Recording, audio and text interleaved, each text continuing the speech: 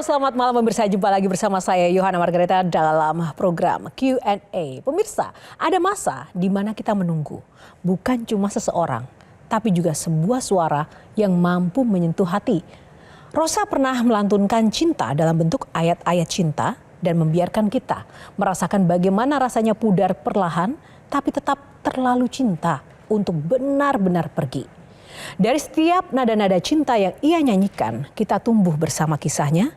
Kadang rapuh, kadang tegar, tapi selalu jujur dan penuh rasa. Kita terlanjur cinta pada setiap nada dan cerita yang ia bagi. Sampai akhirnya kini ia kembali membawa sinaran baru, lebih hangat, lebih hidup, tapi tetap dengan jiwa yang sama. Inilah Q&A, di mana kita bukan cuma bicara soal musik, tapi juga tentang perjalanan hati di balik setiap lagu yang tumbuh bersama nada rasa dengan bintang tamu kita, Rosa. Lebih meriah lagi dong buat Kak Rosa. Apa kabar Kak Rosa?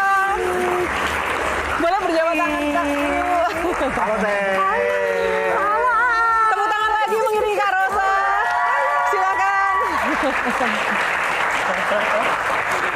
Aduh, ini paling meriah ya tepuk tangannya ya.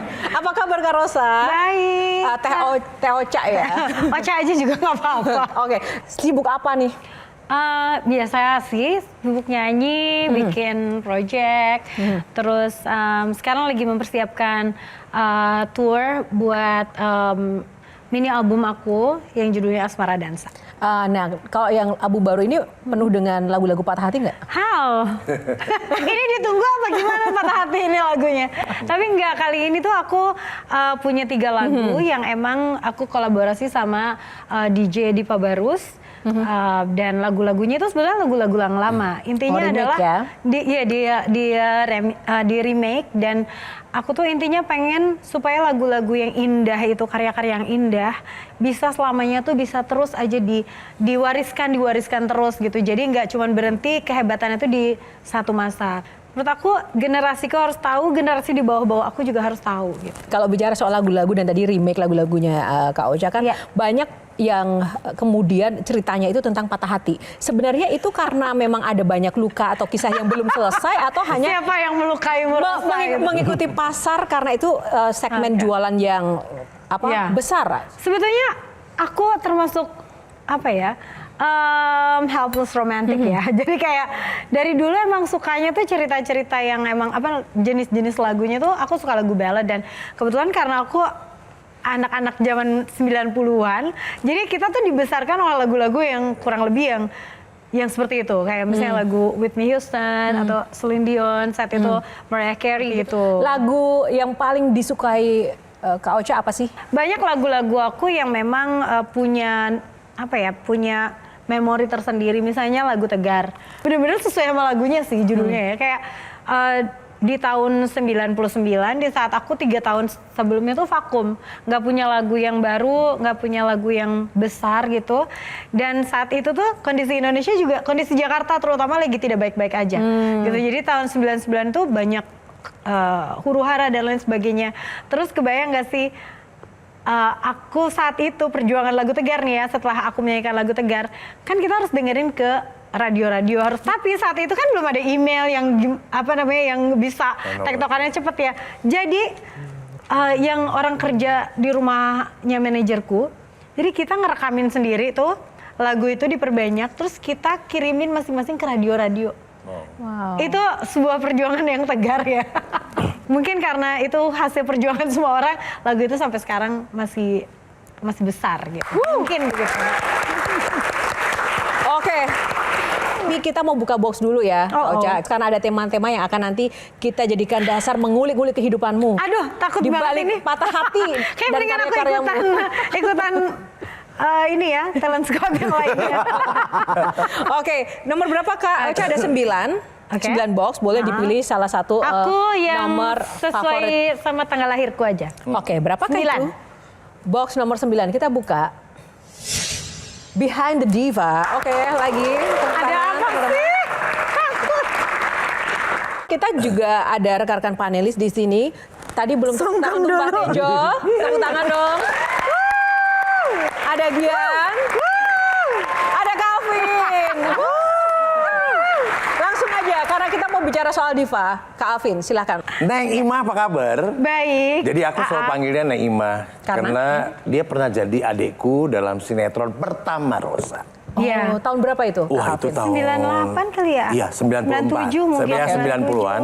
97. Ya, jadi Rosa berperan sebagai Ima, Neng Ima, gadis Sumedang, ya, di Sesuai. kampung yang bercita-cita pengen jadi penyanyi terkenal. Benar. Dan terwujud. Terwujud. Jadi diva lagi. Rosa adalah seorang yang saya kagumi, adik saya kagumi, karena dia melalui berbagai macam proses Oke. yang luar biasa. Biasanya seseorang bisa jadi diva karena dia ada chapter kehidupannya. Oke. Dan proses yang Rosa lewatin dengan penuh liku-likunya untuk jadi diva itu banyak. Makanya dia kaya dengan pengalaman-pengalaman yang dituangkan dalam lagu-lagunya. Sebelumnya tuh aku dari Sumedang tuh emang aku udah suka nyanyi kan dari dulu, Jual dari tahu ya? kecil. Selain jualan tahu, enggak ya. Jadi dari kecil aku emang ikutan pop singer gitu ya, nyanyi-nyanyi dari panggung kecil ke panggung kecil, ikutan nyanyi di kampanye-kampanye pemilu gitu dari kecil, betul-betul dari kecil. Saat itu aku sempat rekaman di perusahaan rekaman yang sampai besar itu aku di situ. Terus udah gitu tapi gagal sih, gitu maksudnya album kecil aku tuh flop karena suara aku terlalu dewasa untuk anak kecil ya saat itu. Dan tapi waktu itu aku sekolah aja sampai akhirnya aku pindah ke Jakarta, keluarlah lagu Nada Nada Cinta. Itu hits juga tuh, hits.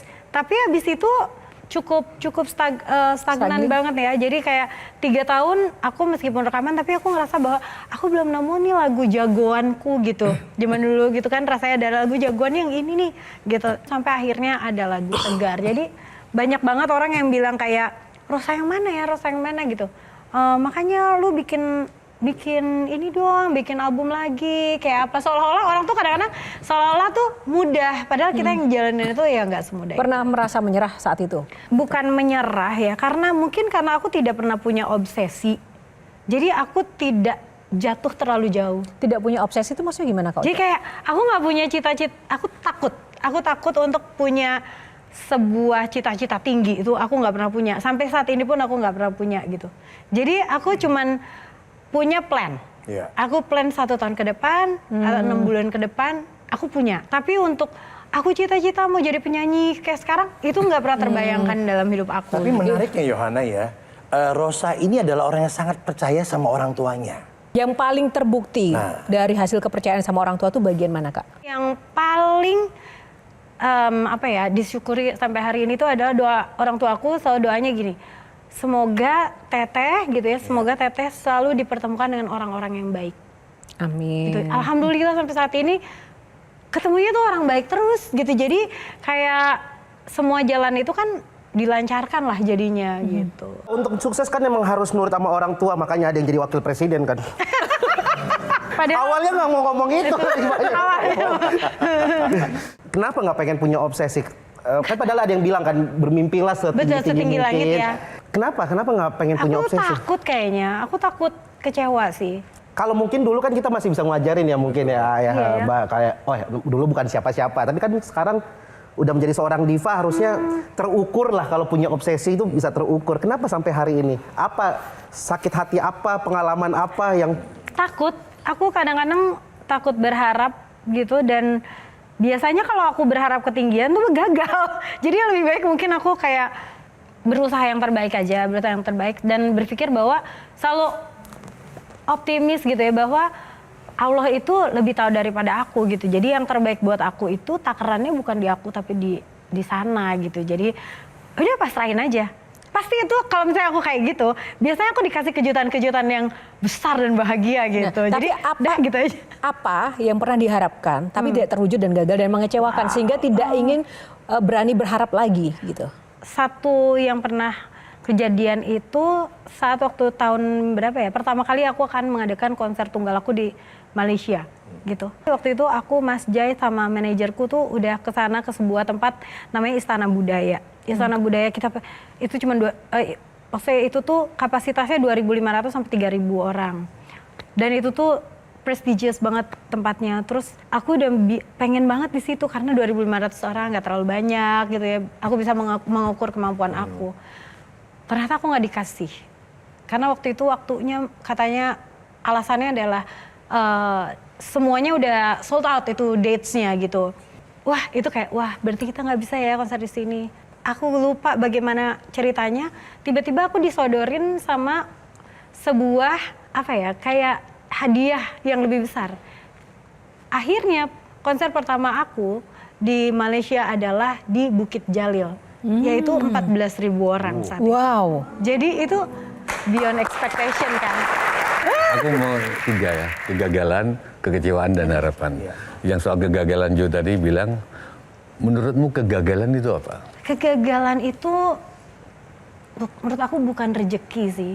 Ya emang nggak baik buat aku mungkin gitu. Artinya tuh apakah itu memang hal yang tidak cocok sebetulnya dengan aku atau memang bukan rezekiku? Itu aja sih kayaknya. Mau tahu kalau kata orang-orang tua, Apa itu? gagal adalah cara kita menamai hasil yang tidak sesuai kehendak Wah, kita, betul tapi sih. sesuai kehendak Tuhan. Wow. Gagal Yang kedua soal harapan. Kenapa masih bikin rencana? Tahun depan masih bikin rencana. Tapi padahal menurut orang-orang tua lagi, cara bikin Tuhan ketawa itu gampang banget. Bikinlah kita rencana, Tuhan akan ketawa terbahak-bahak. karena dia lebih Karena yang akan terjadi Iya, terjadi ya. terserah Allah kan. Iya. Itu gimana? Kamu bikin rencana apa memang mau bikin Tuhan terbahak-bahak? Wah, Rosa bikin rencana sama manajernya Tuhan. Wah. gitu. Gimana? Kalau menurut aku ya, Mbak, maksudnya kita di dunia ini juga tetap harus berusaha gitu. Artinya rencana itu adalah sesuatu yang kita persiapkan.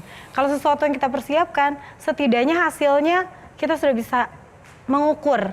Tapi kalau kita tidak mempersiapkan, ya pastinya itu akan berantakan. Buat aku sih itu. Tapi selebihnya hasilnya seperti apa, itu dipasrahkan lagi sama yang di atas. Ada penulis Rusia namanya Leo Tolstoy. Iya. Penyakit seniman, ala dia merasa gagal. Tolong sadari kegagalan suara, kegagalan nulis adalah kegagalan yang indah. Iya betul, setuju. Tepuk tangan Pak Tejo. Setuju tapi itu aku setuju sekali. Setuju ya, Kak? Setuju sekali. Kayak kegagalan dalam kehidupan aku tulis menjadi sebuah karya-karya yang indah ya Mbak. Pernah nggak menolak sebuah lagu, tapi ternyata ketika dibawakan orang lain, lagu itu hits? Pernah nggak? Pernah nggak ya? Nggak ada. Belum sih kayaknya. Belum pernah. Oh berarti Belum. nggak gagal ya di situ ya? Yang aku ingat itu bahkan itu omongannya Teh Meli. Teh Meli itu bikin lagu buat aku judulnya Hey Ladies. Terus lagu itu hits. Terus kata Teh Meli, tahu gitu gue aja yang nyanyi. Oke. Jodoh emang di tangan Tuhan, tapi yang menentukan mulut temen biasanya. Laki-laki ini bernada. Nadanya gimana? Nadanya gimana?